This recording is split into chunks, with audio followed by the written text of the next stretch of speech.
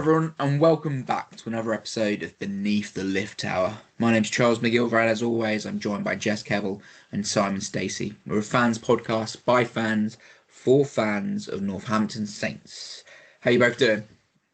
I'm good, thank you, mate. Good, thank you. Good. Last 16 of the Champions Cup. Here we come. Yeah, we didn't make easy work of it, though, did we? Blimey. And get all credit to Scarlets. They put up a blooming good fight. So, yeah, I don't know how they're bottom of their league. There's some good players on that pitch. Just mental. I know we didn't really turn up, but you can't take away from what they bought. And their fans as well. Their fans were awesome. I haven't had fans like that in our stadium since Munster, I don't think. But, yeah. Yeah, I mean, we said last week, didn't we, that like they score in all the games that they seem to play. They seem to put, they haven't won anything, but they seem to always put a score on. It's not like they're getting nilled or anything like that. But what I was like, you said, you said like fair play to them.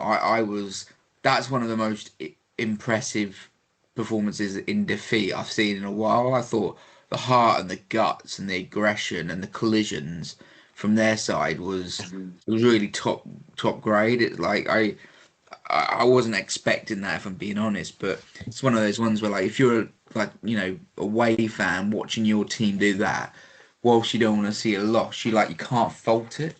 Like, there was so much guts that they put in.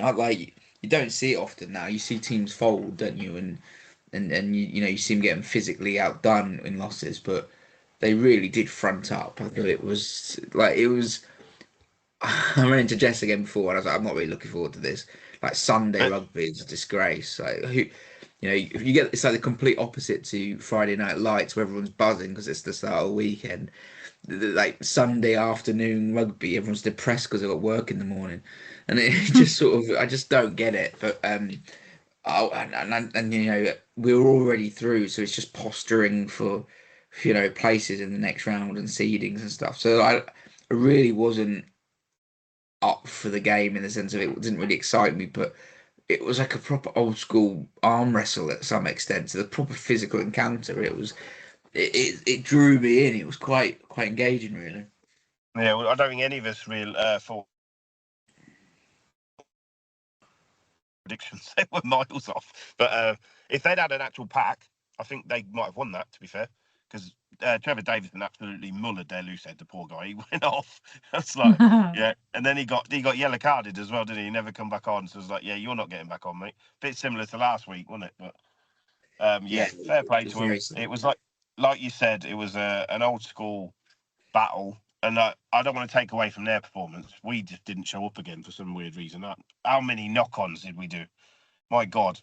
I don't know how many knock-ons or just drop balls or bad passes, but yeah, as you said at the start, last 16, and we got a home tie.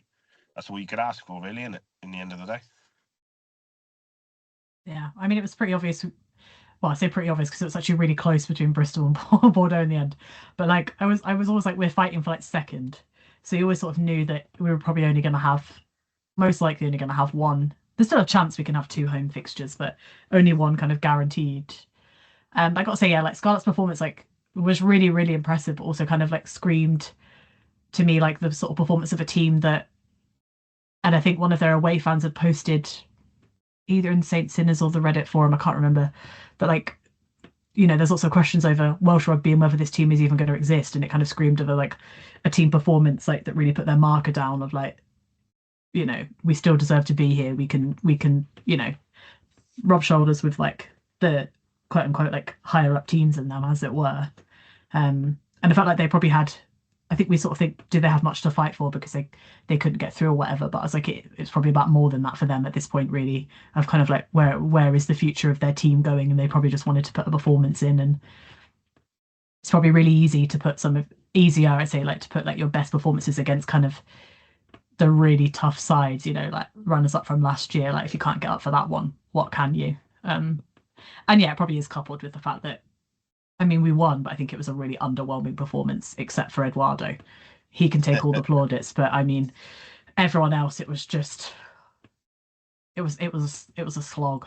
And like like you said, it was not super close at the end. Like we had enough of a margin at the end, but my God, it was a bit like yeah, a bit like the Quins game in a way as well, where we never really got out of third gear and still won. But I mean, we still looked better in that performance against Quins, I'd say, than we did yesterday.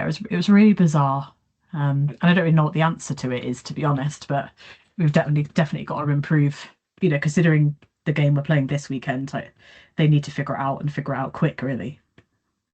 Yeah, I think for me personally, I thought the conditions were pretty rough and miserable at the end, etc. But I think there was a key difference in why nothing seemed to click, and I think it was similar last week as well. And I know everyone loves Tony Bellew, and he's a talented player, and he's tough as nails, etc. But there is in my opinion, a real difference in terms of ability close to the line, playing those short, delicate passes, flattened decision making compared to Finn Smith. I think there were a number of times when the ball delivered in those instances wasn't as good as it should have been. Whether that's there's no sort of softness on the delivery of the ball. If you're hitting a line about 3 foot away from the person passing you the ball, it needs a bit of sympathy on that ball. It doesn't need to be absolutely belted at you, because you're worried about the gap you're running into. You need a bit of soft. It's hard to explain, but I hope you understand what I mean when I say a bit of softness on the ball. It's not just hard and into but then also the problem was the accuracy of some of that delivery as well wasn't. It was slightly behind on occasion. It was that by the toe into one was into someone's face. Like belted to someone's face from about 3 foot away. What's that person supposed to do? And then also some of the decision making wasn't quite right in terms of giving the ball to someone when all they're literally doing is catching the ball and getting melted. Like, they run a line to hold a defender. The option is out the back rather than that short pass, and that some of that decision making in those things, not getting it quite right, and the delivery not and execution not being quite perfect, meant everything looked clunky. And it's not to be critical of an individual as such, but like that's the difference between that side and having one of the best tens in the world pulling those strings. I think there is a difference. It's all well and good how good these players are, but there are some players who are just exceptional, and I think like Tommy Freeman's one of the best players in the world, and we just completely like used him in the wrong man. Like we were using him doing too much crash ball. Like you're just asking Tommy Freeman to truck it up, sort of thing. It's like, is that the best way of getting out of Tommy? Right. You. That's exactly what I was saying to the people that sit around me. I was like, I'm not no distance to Tony Bellew because I love him. He's a hard lad because he's just locked up his teeth and all that and carried on playing. And he's been brilliant. He's won us games. But I said exactly what you just said. I was going to mention it if you didn't, was Tommy Freeman. He's been totally absent in the last two matches because he hasn't had Finn. Like you said, they just click. His softness of passes. Yeah, I totally get what you're saying. Some of the passes were bloody awful yesterday, but at least, yeah, it's just one of them that it just shows the difference, doesn't it? And we're gonna have to get another fly half in, aren't we, when he goes? So, but you just see the difference in level because there's such a connection between those guys. When one's not there, as you saw last week, Dinger's in defence and that he wasn't there, so it looked different. And Finn this week, Tommy I said I've never seen Tommy Freeman look so absent, knock so many balls on, drop so many balls, and just not really doing. He didn't score a try, so my run's finally finished. It's because he was taking the ball like a foot from Yeah, contact, belted at him. Like exactly. Yeah.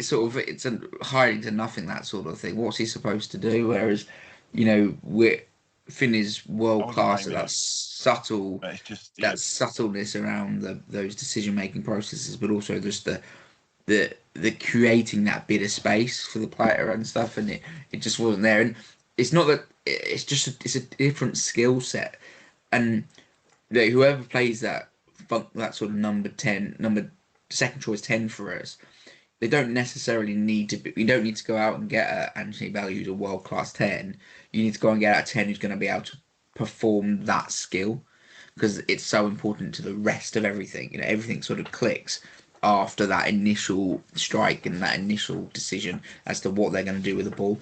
But it doesn't mean that Bellew can't do it with a run of games. He hasn't played a lot of rugby, has he? In the sense that he's sort of dropped into that sort of second choice 10 role. So he's been out of the squad, but it can get there, I'm sure. But that's just where things look clunky, I think. And also, I thought Scarlet's aggression and collision technique was so good that we weren't getting that quick play of the ball that we're used to, because they were doing a really good at slowing us down and went after us. And if you could put your hands up and say fair play to Scarlets, big physical effort from them. Yeah, it was fair play, but I'm not gonna diss it. But their line speed was a bit off quite a few times, if I'm honest. They were offside, but they were in, like you said, they were in their faces. They were up for it. You could see they were trying to wind Pollock up every possible chance they could get. But yeah, no, fair. I was not expecting that, and at the end of the game, I was like, fair play to them. They've lost, but they could have so easily have won that game if they'd had a front row that would actually like challenge Big Trev, because he absolutely mullered them. He deserved he deserved his 35-minute break or whatever he got. He definitely had a game, didn't he? A day out did Big Trev. Yeah. Yeah, it was it's just one of those, isn't it? It's one of those of, I don't know, weirdly enough, it's kind of like probably one of the more difficult ones to kind of talk about, because it just felt like we still won, but there's not really much we can like hype up in a way. But there's also like not necessarily loads of stuff that we can say was like absolutely abysmal. It was just like such a underwhelming sort of like performance, like literally outside of Todder, like I said before, that like it's just a bit like, yeah, we kind of we did what we needed to do. It wasn't vintage. It's not something that anyone's gonna remember down the line. And yeah, I suppose at the end of the day, like we did what we needed. Like, I mean, in the end, it turned out obviously Bristol not getting any points. We just needed a win. We didn't even need a 5-pointer, but you know, we still went out there and got the maximum. So it's yeah, it's always good from that perspective. But yeah, it feels like almost like a bit sort of opposite to where we were last year, that our European performances were so good and our Prem performances weren't, and it seems like we're in like a little bit of the flip side this year so far. Like we're certainly performing better in the Prem overall. And we've it's a hard journey. Other than like the round of 16 at home, which obviously helps to have it at home, like it's potentially quite a difficult journey through to, you know, a final again this year compared to last year. So I guess who knows?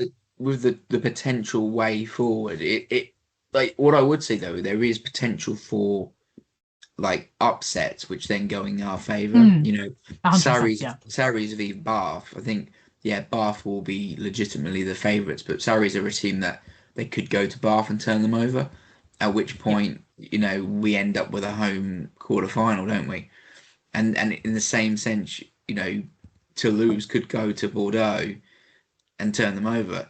At which point, we end up playing Toulouse in Milton Keynes or somewhere. You know, and it suddenly it's sort of all the stars aligned, but they're not made. There wouldn't be major shocks, I wouldn't have thought, you know, for those two results. So it's like we've got a real tough run, like potentially, but a bit of, you know, it going slightly against the grain in terms of results, which is always going to happen in a tournament.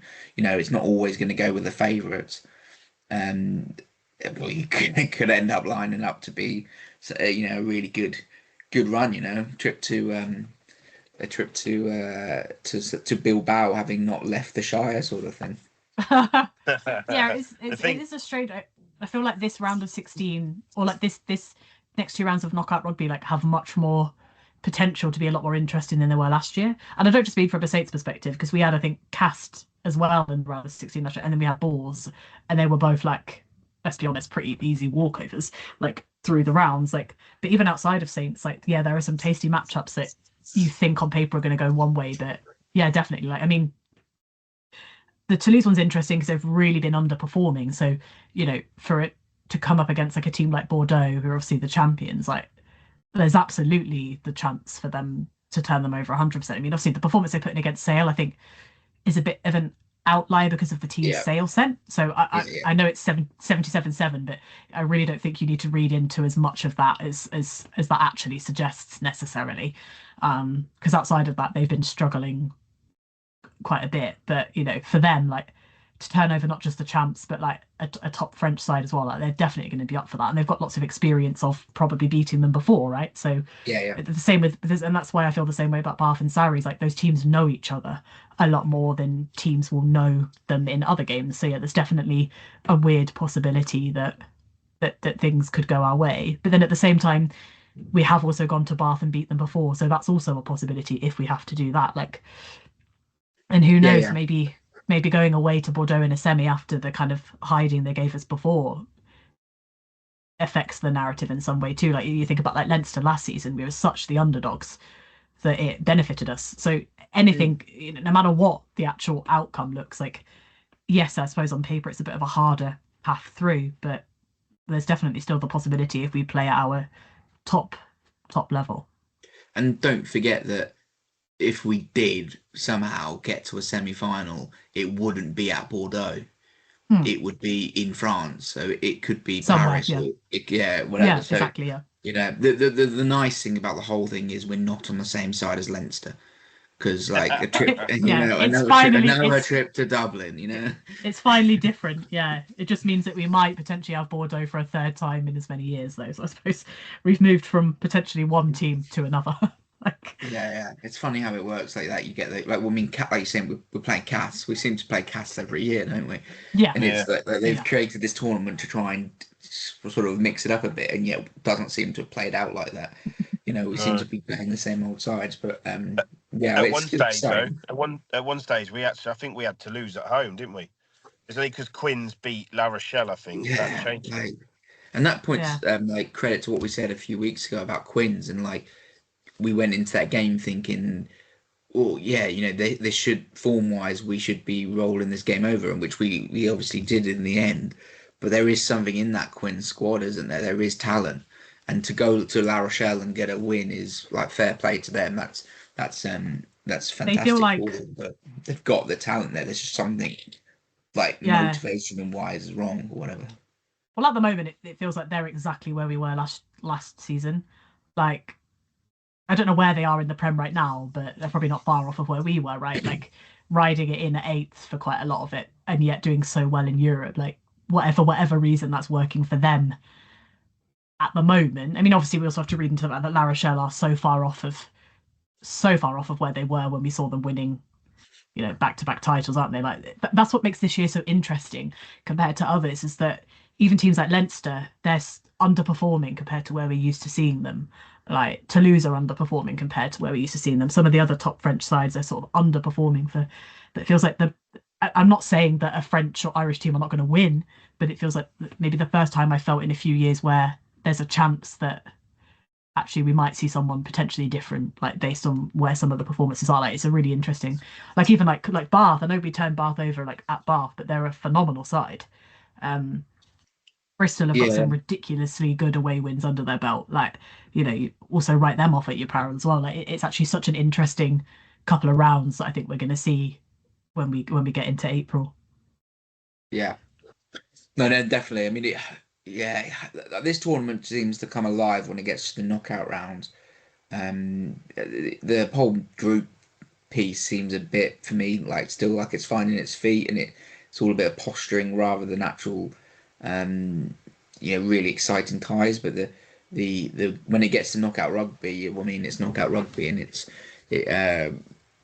other than the South Africans potentially sending weakened sides or whatever it is, which we've seen in the past, all the rest of the games seem to have that bit of magic, Yeah, which is obviously why they brought this extra knockout round in. But yeah, it's fantastic. But getting back to just a few things in relation to the game on Sunday, I think comparing it to the Bordeaux game, so the big failings in that Bordeaux game were the set piece.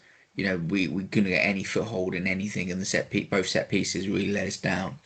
The scrum, obviously, we went completely 360. Like we absolutely obliterated them at times, like driving them off their own ball. We seemed to get a penalty almost every scrum. It went really well, but the line out was still really, really shocking. And if it wasn't for like the fact that Kemeny can in fact fly, like we wouldn't have won half those balls. Like he was having to do some outrageously acrobatic things just to get simple ball, and like that seems such a strange position to be in, seeing as it seems to be in a real strength for us. And Yeah. now it's the last two games, it seems to have completely disappeared. And also, it seems that we're now 100% reliant on Kemeny to even win the ball there. I know Coles wasn't calling at the weekend, but it just seemed really poor. Um, Yeah. from a mechanics point of view, it wasn't the what we were trying to achieve. It's just the mechanics of how everything was working was really not working. Yeah, Yeah. we did rely on that boy too much, and it's amazing how he's become the linchpin in the line out now, isn't he? So I remember, and I'm not trying to dig here, but I remember at the start of the season when I was like, I love that man. You were like, well, I've forgotten your words. What was he? A something player, a player we A luxury good one, eh? So now a call him a luxury. luxury Yeah, yeah, player. yeah. But now Yeah. we're literally reliant on him. If he's not playing, the line out does not work at all, does it? And it's just insane. I don't know whether I don't know what's going on. Maybe because Coles wasn't there to call it. I'm really not sure. But The even only like thing that. I'd say is that that was at the beginning of last season. Yeah, I yeah, think I we know, I get. know. I I'm just think I'd having a come dig. round by the end of this, by the beginning of I this was just season. having a dig. I was just having a dig. But yeah, I don't really know what's gone wrong there because the hookers haven't changed, so they should still be able to throw where they should be. I don't get it because the line out was very poor. Like you say, if it weren't for the scrum, but so if they'd had a scrum and sort of front row, we would have probably lost that game because that was where we dominated and got all the ball. Yeah, I guess maybe an element of it is just the personnel because there's no Pearson, no Coles, in the side, and therefore it's you've changed everything up, and they haven't got that rhythm of playing together and operating together. When and there's no Chick either, so I think for the most part of this season, we've probably had success with Coles, Kemeny, Pearson being our main three options, and two of them not playing. Suddenly, Yeah. well, it sort of disrupts things. And Munger's obviously a good jumper, but he hasn't had a lot of game time. But like I said, like Smith finished the lineouts last week probably all right, and then beginning of the game it was really astray. And then Wright came on, then was probably hit and miss, where he's actually been pretty good at long periods of time. Um, yeah, it just seems a weird blip over the last 2 weeks. Yeah, you know that they were sort of panicking a little bit. I called it as well to say just do it. Is when we were only was he 5 ahead, and everyone their fans booed us for taking the free. But we had that penalty. I was like, you've got to take that free because if they score, we lose. So I was like, that's how close that game was. It literally we took a penalty, which we never do, but it was 8 points ahead. Meant we were clear, and yeah, that was it. So it just shows that I just don't get how they've not won a match all year because they look like they had quality. Their backs, some of their backs were ginormous. I can't say I don't know hardly any of their names because I haven't looked. And their back row was quite solid. So was their hooker. Their hooker had a good game. He was running Yeah, everywhere. I think he's one of their But internationals. They did have about 5 or 6. I mean, caveat it with the fact you have the word Welsh in the word, but Welsh international. They had a yeah, few. You caveat it with that, but they had some internationals. But yeah, fair play to them. They really did come to play. And like just said, Welsh rugby's in such a state. Llanelli is one of the household traditional names of yeah, Welsh rugby, and the idea that they wouldn't exist in that at least regional format or whatever it is really strange. I think they will. I think they will actually. By the looks of things, it looks like they're going to merge Cardiff and the Ospreys, so that then let Llanelli or would they Park the Princes and all that sort of stuff would live on under the Scarlets banner, but um, we will. God knows it'll change next week, won't it? So um, uh, yeah, yeah. I can't. Can you imagine? Can you imagine if that happened to us? They try and merge us with them at the road. That would not be happening. I would not be happy. Yeah. Like, well, they made the error 10, 20 years ago, didn't they? You know, when they went to regions, Yeah, the error was made, and they haven't done it right thing since. But and that's because they all try to copy the All Blacks, and they all tried to copy the New Zealand structure, and you got to realise they're not Kiwis, they're Welsh, and you need to lean into what they are. You know, they need to be Welsh because there's nothing wrong with that. But anyway, the other point I just want to cover off as well, from a positive note, in that game was Ollie. I thought at yeah, times we got some of the best of Ollie, and the man's an animal at his best. Like the aggression and his ability to attack rucks and get over the ball both defensively and in attack. Like there were a number of times when we'd have got turned over if Ollie wasn't in there like a rat. He was straight in. You know, the pace that he attacks those rucks with is really impressive, and he's took his try exceptionally well. And I'm just really hoping we get a good run of games from him because we can hopefully get him back to where he was a year ago. And you know he's a great player if we can get him fit and firing and yeah. consistently playing. I was a little worried though. I don't know if you spotted it. I think Jess sits the same side as me. Right, I think it was after the second tackle. He got hit and he looked like he was about to go down, like with a hit on the head. And I was surprised that no doctors come on and checked. I know he's a stubborn little git, but I thought, oh God, he's going to be. That looked like another concussion. He literally went like that. He lost his legs, went a bit jelly. He smacked himself in the head, and then he carried on playing. So I was like, oh God, no, I don't think anyone else. I I don't know didn't what see happened it. there. You didn't Yeah, I see didn't it, see no. it. It was literally in the first 2 minutes. He went in. I think he went in for a tackle and he got it straight on, head on, and I think it hit him on the head. And he sort of looked like he was going to fall, and then he just sort of got back up and carried on. And yeah, that try he took was Ollie of old, wasn't it? He's just literally, you're not stopping me. I'm going. Power, Yeah. pace, yeah. Yeah, but yeah, it was good Yeah, to it's good see to him back. see. It's good to see that those haven't like lessened either. Because obviously it was, I believe it was ankle surgery, if I'm correct. And that is all depends on the way that heals as well sometimes, doesn't it? But I mean, yeah, that try just showed that like it's still in there, which is just going to be like such a net positive, um, with where it's going at the moment. So yeah, it's good to see him back, and I'm hoping as well that like, and I'm assuming that that we're probably going to see a decent amount of him probably in the PRC just because he hasn't played that much. Like there's probably some guys in there that some good players that we're going to see like get some game times and form under their belt. But yeah, I mean there are I made it sound earlier like there were like no positives. Like there definitely were. Like there was some kind of like individual sort of bits of brilliance, but yeah, it just felt really clunky as like a team. And obviously it's a team sport, so it kind of helps if we don't rely on individual magic. But somehow we did manage to rely on it really with like Tadara's 3 tries and Ollie's try and the other, like luckily those kind of like individual moments of like brilliance kind of kept us in it and ahead on the scoreboard in the end. Do you Yeah, think though? I was going to say, do you think that I know they won't say this is the case because they're professionals, but because they know they'd already qualified, do you just think the back of their mind is sort of like, well, we don't really need to go out and absolutely smash this game? Because I know it's easy to say, we wouldn't do that, but you got to think sometimes I'm not going to put in 100% and put myself into injury risk, maybe because they were qualified, weren't they?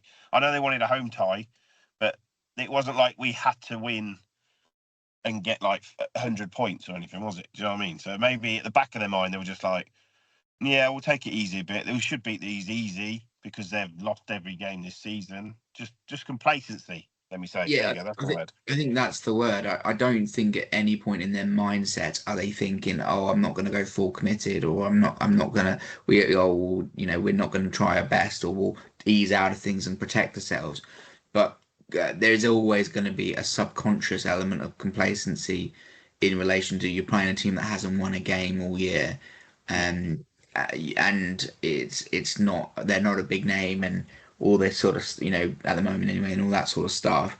It's inevitable. Why did we send the Shags down to Bath and turn them over? Well, there's almost definitely an element of complacency that's slipped in, and they're no one is actively saying, "Oh, well, this team aren't up to much. We'll roll them over." That's not the mindset of top play sports people. Full stop, is it? So it's not being said, but in their heart's heart, in the back of their mind, That's what I mean. Yeah. it probably is. Probably is. It's inevitable that it's there because they know the crack. They know what's in front of them, and expectations become a pressure point as well, don't they? Like, oh, we should be Mm. doing this, and when it suddenly it's oh, actually they're turning up and oh, this isn't going the way it was supposed to go, and they've scored first, and oh, we've made an error, and hang on, we're passing the ball down the line, and we're not just walking it in.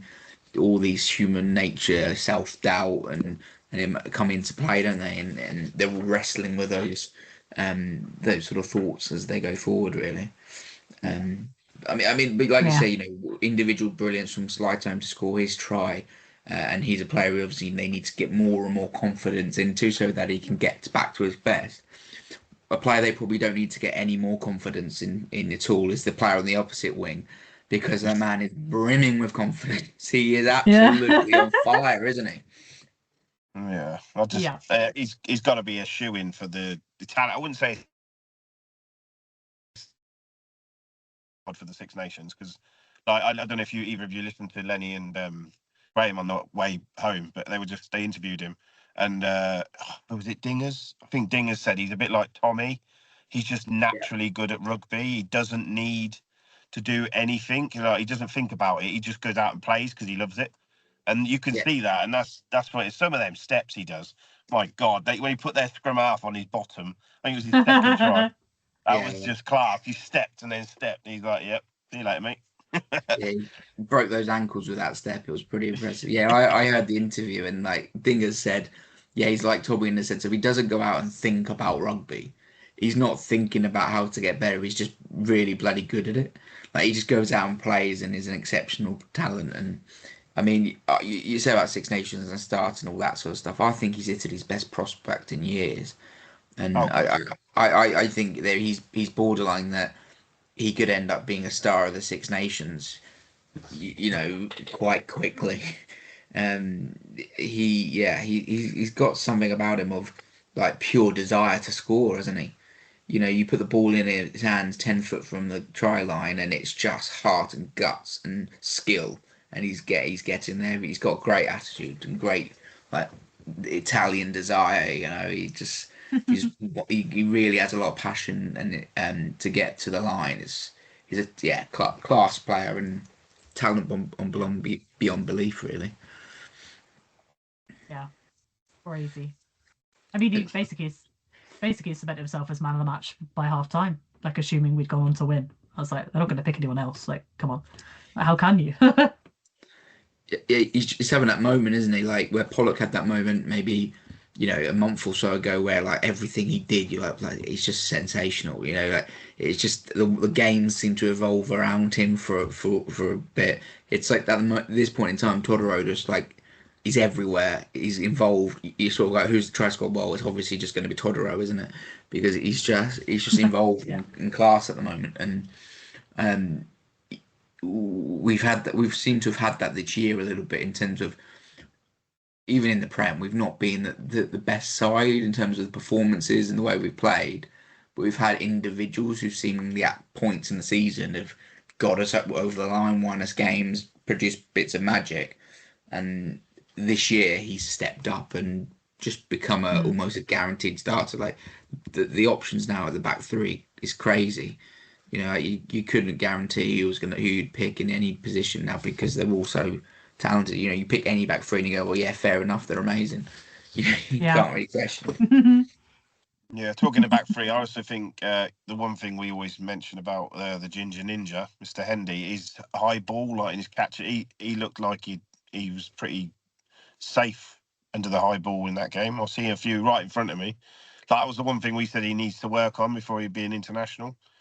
And he looked pretty. I know he didn't play much, but when he come on, but yeah, he's Yeah, well, hopefully that's an area that he keeps growing with. I mean, I don't know why. It's not just us. It seems to be a trend across the sport where there seems to be this obsession with trying to tap the ball back.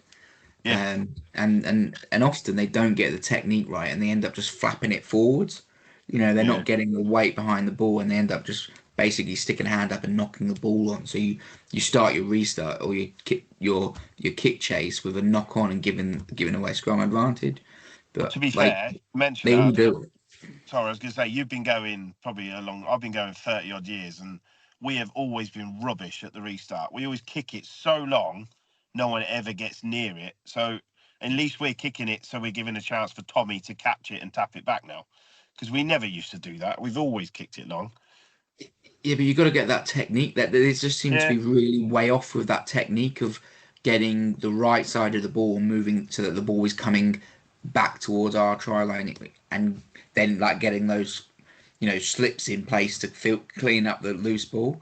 Whereas like they just sort of go up, the weight's all wrong. Their sort of hands are sort of out there, not facing our try line, sort of facing forwards. So therefore, I it's know. Yeah, inevitably just going to be a knock on. I just think like someone needs to grab that and get the technique drilled into them if that's how we're going to play it in the sense of knocking it back. But even in scenarios where the ball's being kicked to us and we're fielding, from in the backfield a deep position, they seem to want to try and tap the ball back rather than just getting up there, owning the catching. territory and catching the ball. I think there was numerous times in the game at the weekend where I'm like, just catch that. You're actually Yeah, not under any competition. Just win the ball, take the possession, and yeah, it's not a strong point of our game. Is the aerial side of things. Like I wouldn't say it's something we particularly utilize a lot. Mm. And I'd say it's probably an area where we get targeted a bit. But I don't know whether they need to go and get someone to come in for a month as a consultant to sort of help them, Dave Allred or someone like that, because it just seems we're really off technically in that area, in making poor decisions and technique not right. But anyway, uh, should we have a think ahead to this random massive fixture ahead of the PRC? Like yeah. right, so you just had, and then we got this one-off Prem game, that is probably the toughest game of the whole season potentially because it sail aways never works, does it? And again, it's fundamentally important that we get a result going in so that we can finish the in going into Six Nations, finish that block in a good position. What are our thoughts ahead of that game? It's not going to be easy, is it? And as Jeff alluded to, that the team they sent to Toulouse and got absolutely battered was like 90% academy lads. So they were clearly targeting us for that match by resting all their big stars. But it's never. I've been up there many times. I think I've seen swim once maybe twice. It's just one of them places we never get. It's grim up north, as they say, especially in Manchester. They just any team goes there. It's just ridiculously hard to win. And like Lenny actually said on that interview, he said it's the soulless. He wasn't trying to be disrespectful, but he said it's a soulless place. There's no atmosphere. It's just hard to play. Yeah, rugby up there because it's just not nice. It normally rains as well. This is Manchester, isn't it? So, but yeah, if we put our game on, look what we did at Bath. You know what I mean? It's possible, but yeah, you don't know how many people. We rested Pearson and Cole, so they're clearly going to be playing. They took Trev off, give him a break. So we'll go. I think we'll go full on. There's no point not to because it's obviously Six Nations now, isn't it? So we lose all the England boys and the Italian boys and these Scottish lads. So you may as well just go all out and just hope you can get something from it. But it's not going to be an easy trip. At least it's not a Friday night. That's a bonus. That's normally the bloody thing. It's normally a Friday night, isn't it? Mm.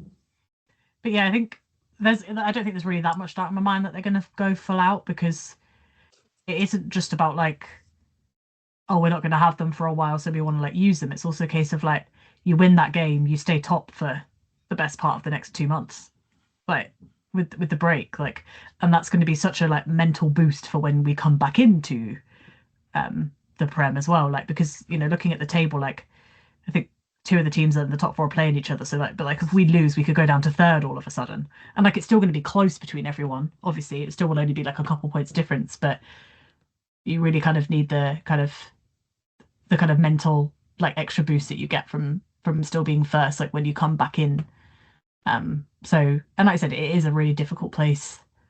I think we had them away, didn't we? Our first game after we won the title was Sale away, and we lost. Um, that was really close, but we still lost. Like for some reason, like they're a bit similar to Bath, which sounds ironic because we beat them away, but they're sort of one of the toughest teams weirdly to kind of to beat away just because of like all those factors that you mentioned, Simon, like all together. Um, so it's definitely not a foregone conclusion, even though they are, I think, seventh and struggling. They're like 20 points below us in the table, but I don't think that means as much as people might think it would actually on the day. No, no, they could definitely. I mean, yeah, I think it was the year we won it. We went up there and lost, but we actually performed really well and almost won, and or not, or, had a good showing. And you sort of thought, oh, hang on, if we can do that at Sale, you never know what will happen this year.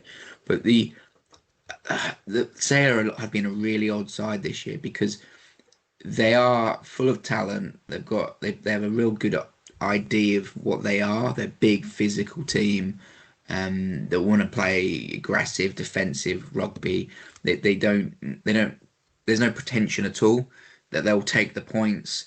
They will try and maul you to death. They just go real hard, try and win games of rugby.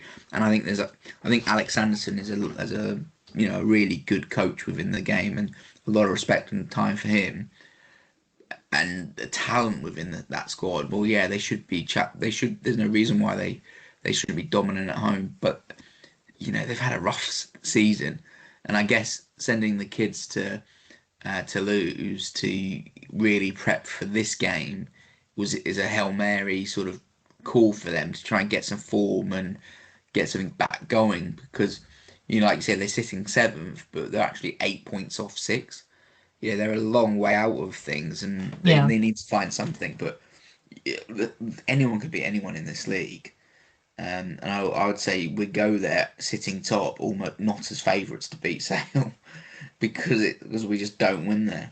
Um, I think if they can get Saints need to get the mindset and the messaging right all week about going there for the physical confrontation, the aggression and matching that. And I think if they get that and Finn Smith plays, we could get a result. mm, But it's you got to deliver. You got to turn up and deliver on the day, haven't you? And put it on the yeah, pitch. That's where it's so hit and miss at the moment, whereby we haven't necessarily put it on the pitch, but we've got results yeah, and we're done. Seemingly you wouldn't fault the results we've got and the positions we're in, but you just don't have that same level of confidence of performance that we've seen like the last season, for example. No, yeah, it's madness, isn't it? Because like I said, we're going back to the game we had Sunday. Like we're all downhearted. We've just won. We're through to the last 16 in Europe, and we're not happy. Like, give me that 4 years ago, we'd have bitten your hand off. You know what I mean? We're that good now, which we don't realise we're spoiled. That we actually disappointed when we win well, but just play not the way we normally play.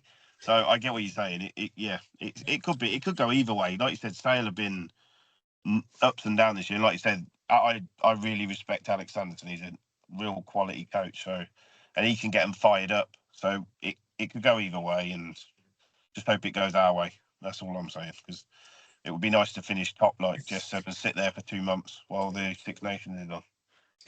Yeah, you sort of go into the PRC with a bit of a mm, bit of a good smile on your face and have enjoyed the tournament, can't you? What do we yeah. think in terms of selection? I mean, like you said, a few players weren't playing against Scarlets. Coles, Pearson, Hutchinson. Do we think those boys come back in? Yeah, I think so. Yeah, Definitely. I'm assuming that's the reason for doing it in the first place, because otherwise, would you really need to? But yeah, I don't know. I mean, I think the reality is that putting aside, and they sort of have to put aside like England international, etc., etc. Like they've just got to put their strongest out on the pitch because we need to get that result. Like it really is important for where the team is when we come back into the comp because it's a big break as well. So coming back in after that big break, going, oh, we're still top, we can still push here, like we're still in a really good position. Is I'm not to say that like if we lost and we went to third, we'd be in a bad position, but it's different to being top certainly. So I'd like to hope that they come back in, and I know they were resting Finn to be like cautious. I'm hoping it is just a caution thing and that he's ready, because I think obviously we don't know what's going to happen with England, but I think England would also, let's assume he is going to play for England, like they would probably benefit from him having some match time under his belt as well as Northampton, to be fair. So I'm just going to go off the assumption, because it's so hard to actually ever really know what they're thinking. I always just got off the assumption that for this game they'll put the strongest 23 out that they have available to them. Do Yeah. you move Tommy back to the wing though? You bring Hutch back in with Dingers, because it depends who's playing fly half. Because I'm not, like I said, we just mentioned about Tony Bellew. If he's starting at 10, it don't work with Tommy at 13. He just doesn't get the ball, or he gets it, like you said, he's playing the old like James Downey smash bash centre. That's not his game. He's the nice quick lines, quick pass, boom, and he's broke through. So do you move Tommy back out on the wing, because you bring in Hutch with Dingers, and it's a tough one to make. It completely changes the dynamic of our attack, doesn't it? If we suddenly have Hutch and Finn in that midfield, with Dingers potentially or Freeman, whatever, it suddenly changes the dynamic massively when you bring Hutch in, because of the way he plays, flat to the line, decision making, as well as then giving Finn the ability to play those short passing games around that midfield space, which opens up lines for Tommy and etc. Like it's just a complete that is I would say the essence of what's best about Saints is what those players do in that midfield.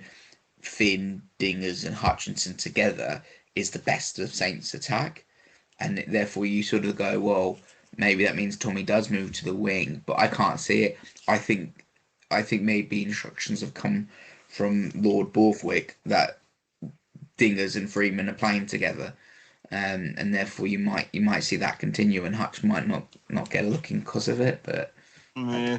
I just like you just said though, you lose that baller, don't you? Because he's so good. He's probably, like we've said and we've gloried him every time, he's probably one of the best passers in the Premiership, and you miss that when he's not playing. And yeah, I'm not and sure. this season he's added that defensive absolute brute force, hasn't he, as well? Hutchinson's beginning of the season, that Gloucester game when he was absolutely putting himself about, he's been outrageously good this season. So I don't know. That's a tough call round what they do with all that, especially when you got wingers who've both scored at the weekend. You're not dropping Todoro, are you? And Ollie, you want to get him games. So that's the one which will be difficult to call. But I think if it was a final tomorrow and you put your best team on the pitch, in my opinion, I think Hutchinson's in our best side at the moment, because of that world class decision making at 12 that he brings, and the space that he creates, and it just everything lights up when him and Finn are in tandem together. That he sort of, and then you're not going to drop Dingwall, are you? So it means Freeman plays on the wing. But it'd be interesting to see. And what do you think about matchups as well? Because you can correct me if I'm wrong. I don't think Ford is going to be back. I think he's still out, so you're not going to see a Finn v Ford, etc. But you might see maybe a Roebuck v Freeman, or you might. That was another reason for me moving him to the wing, because Freeman's a big unit, and you want somebody big against Roebuck, maybe, and yeah. And I think another matchup as well, which probably is the most exciting, is Pearson v Curry. You could obviously say Pollock v Curry, but I think Pearson's physicality that he's been so good this year probably adds another dimension to us as well, which we were missing last on Sunday. That him v Curry could be a really tasty aspect of the game as well, because they're two top performers. Yep, it's very good. Both the Currys, to be fair, aren't they? I'm pretty sure Ben's out for a while, isn't he? Like Sarah's had I think so. They've had a rough set of injuries, haven't they? Yeah. No, it should be a good matchup, hopefully. But there's lots of questions over what they might do, who they might play, and who knows? It's a totally different contrast of rugby styles, though, isn't it? They're you'd say, Sale are pretty French, I'd say. they're forward dominated. They like to, well, you know what I mean. They like the forward. No, they're not attacking like we are. What are you laughing at?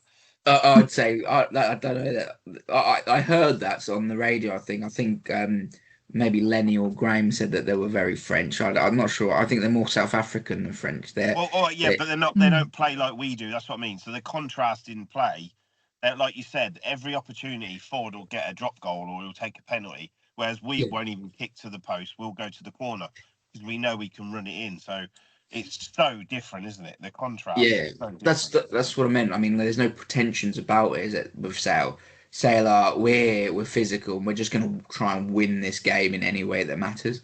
And that's George Ford's sort of mentality a bit as well, isn't it? Like, take the points, take the points. Let's win the game. Yeah. Don't worry about scoring tries or anything like that. That's not the end of the day. The result isn't determined on who scores the most tries. The result is determined by who's got the most number of points. And the league and the game has pushed and pushed and pushed for it to be a try fest. That's what they want the sport to be. Just try, tries, try. Right. That's what people deem to be entertaining. But at the end of the day, I think we've all watched some unbelievable games where it's like tit for tat penalties, and the England. I was on the wrong side of that one, but the England World Cup win. There was only a few tries in the game, wasn't there? It was Elton Flatley versus Johnny Wilkinson. It was the real contest of the game, and you can't deny the entertainment factor of that spectacle. So, like, No, there's nothing wrong with taking the points it's and winning games of rugby. of course not. We used to do it back in the day. Is Dorian West still at Sale? Yeah, yeah, Yeah, Yeah. so maybe that's sort of like, because there's no disrespect because he did amazing stuff with us, but he's old school, isn't he? So that's like the old school type of rugby, like just keep the ball ticking over, don't play this fast, expansive Kiwi stuff that Boydie brought over. So maybe that influence, like, because they just like bustling people out the way, don't they? They're not really, well, you then say that, but then they got Roebuck, who's probably one of the best wingers in the league. So, and he scores yeah. tries for fun. So it's like contrast, really, isn't it? I would say Dorian's got very little input into the attacking structure of Sale or the attacking strategy. No. I meant the pack. Like, it's like we use our pack to just get the ball as quick as we can, and they're all ballers. They all got hands, haven't they? You saw that try. Was it Danny to was it Big Trev? I can't remember. No, Miller Mills. They popped it. Yeah. So I mean, they haven't got forwards that can do that. That's what I meant. No. When we played under Dorian and Jim, it was very much like Dorian was definitely a huge influence, and everything was just get up round the corner, forwards trundle round the corner, round the corner, round the corner, and get up the pitch. So like, yeah, that mentality definitely exists because they want a physical confrontation. And that's they've got that Ben Bamber in their second row. He's an absolute beast of a boy, isn't he? And that he couldn't be more sale player, could he?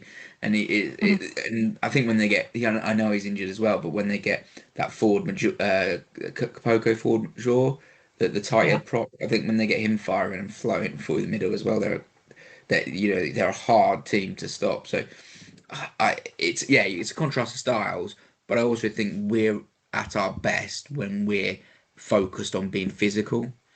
When we go into a game with the mindset of we're going to be aggressive and physical, the backs are actually better for it because you have to win that collision to allow the platform and space for that sort of attacking threat and front football and etc. etc.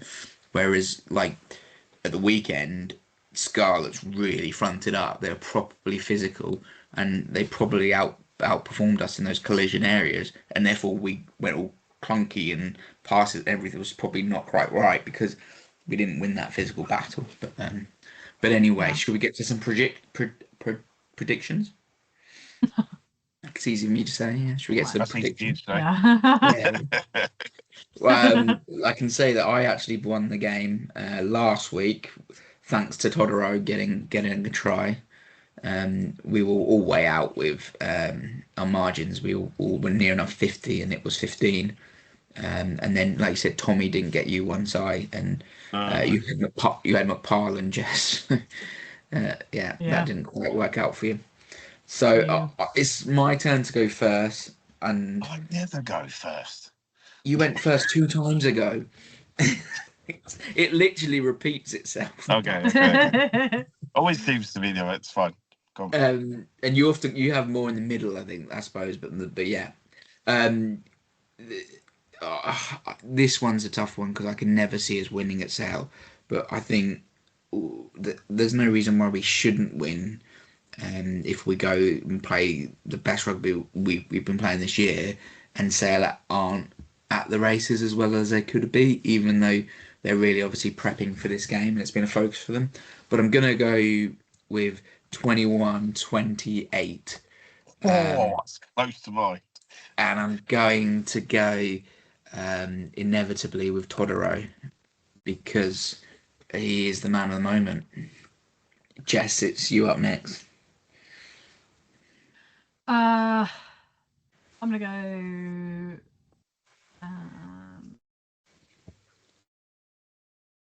18-25. You've both Oh, said who my I pick? scores. You both said my scores for the opposite.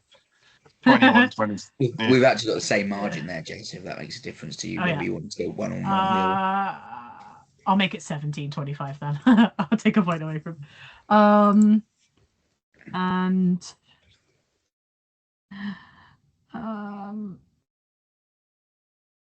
I don't know. Let's say that they're going to have Coles back, and I'll pick Coles. Colsey, yeah. And then, I was going to go. I was going to go 21-25. So that's what I said. You both literally. I've got either side of your score.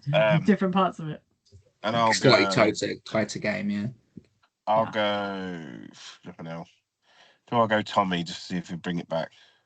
Yeah, I'll stick with Tommy. Sod it. I'll stick with Tommy. Yeah, it's a safe option, really. Yeah, I don't know. Oh, yeah, like I said, the game against Scarlets, I really struggle to get excited for because of they've not won. It's a bloody Sunday. We're already through. It's just sort of posturing for seeds, and I did struggle to get any excitement in that game, and it ended up being a really good game. Whereas when you come back to the Prem, like the pressure and you just get like nervous sweats thinking about it like a week in advance because it's the pressure of being at the top in the Prem obviously we're not even playing or anything. Also, we're not part of the team or whatever. But the pressure of needing to keep the wins coming in seems relentless, doesn't it? And then every team you look at, they're going, oh, they're really good. They've got all these really good players. It's going to be really tough, and the Prem's a great competition for every week. It's relentless, isn't it? Yeah, this one was tough because I didn't know how to play the game properly and not just go with my heart like I did the other time when I picked the opposition. I just can't pick us against, and I do think we have got a good chance this time because, like you said, Sale don't want to jinx us, but Sale aren't playing that well. They've rested players, which might come back and haunt them. Like always does us normally, doesn't it? So yeah, I think it'll be tight. I think we'll just edge it. Yeah, I mean that's the thing with Sale. It's like PTSD of being beaten so many times there that you just it's like ingrained into us that you just lose at Sale. But I think form and stuff should suggest potentially that shouldn't be the case. But we shall find out. It will be a good game at least. But 5:30 on a Saturday. Anyway, thanks for everyone listening, everyone. It's been another good show. Remember, please like, follow, subscribe, give us some feedback. It'll be really good to hear what you're thinking. I've been Charles, Jess has been Jess, Simon's been Simon. Thank you very much. Bye. Bye.